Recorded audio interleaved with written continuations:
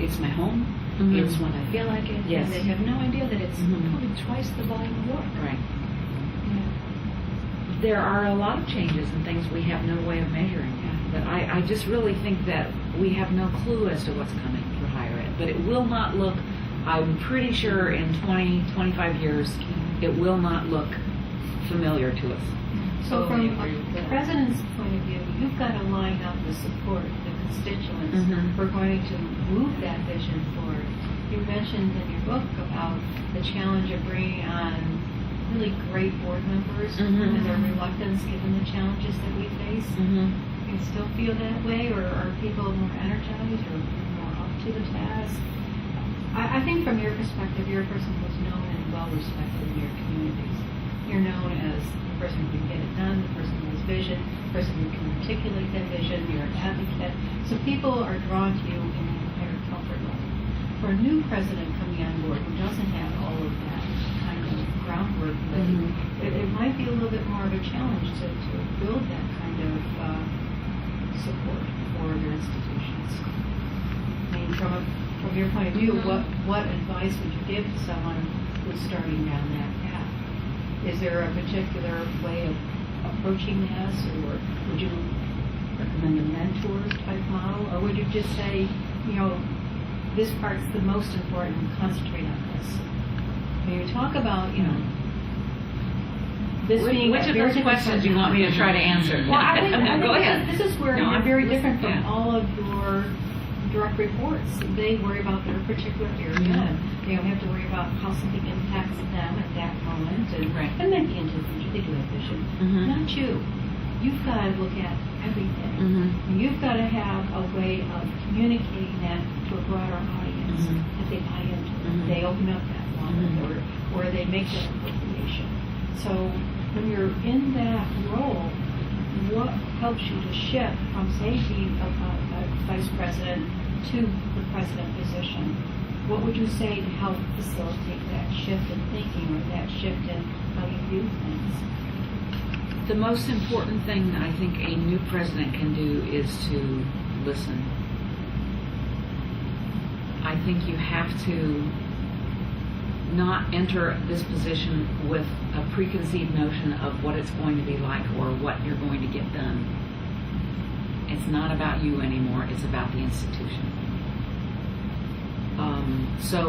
I think one really has to listen to what others are saying about the institution, getting out and meeting people in the community and establishing those relationships in a variety of ways, both off campus and on campus. You have to listen very carefully to what everybody is saying, what everybody's dreams and thoughts are, before you can put together that whole. A lot of it is being able to understand the political processes that go into working in a public institution, particularly in Massachusetts and Connecticut. Our states are very different, but in other ways they're similar. Politics in Connecticut is a little more civilized, if I might say. It's a little bit less personal, and I think part of that is because we have one board of trustees. Each college does not have its own board. So we report through a chancellor's office, and the same board member that is a board member for Middlesex, Hugh Cox, is my board member as well. So that removes some of the institutional competition, if you will, that Massachusetts does have. So when we're fighting for resources, we're fighting for the whole system at the state level, and that makes it in some ways a lot easier. On the other hand, there's still a lot of very fierce competition for private resources. So it just takes a good year to 2 years to get the real lay of the land and figure out what's going on. And I don't think anybody coming into a presidency brand new should expect major change. Somebody told me once it would take about 5 years to see any impact at all that one has on an institution.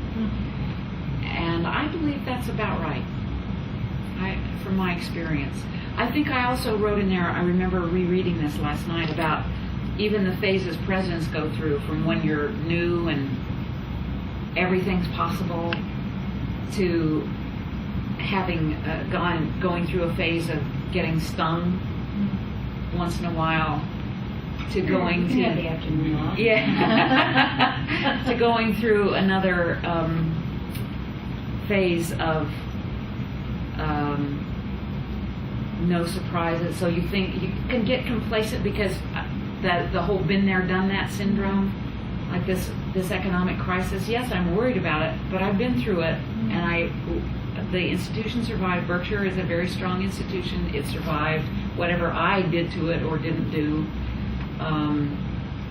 Tunxus will survive this one. We will all make it. Maybe look a little different on the other side. Things don't scare me as much as they might have, or worry me, not scare, but worry me as much as they might have early on. So, you know what it's like in your own positions too, when you're brand new. I said, I don't know, more than anything I can remember saying, because I had no idea. People are asking me questions from perspectives I'd never considered. So, once you get through that stage, then you can start the shaping process.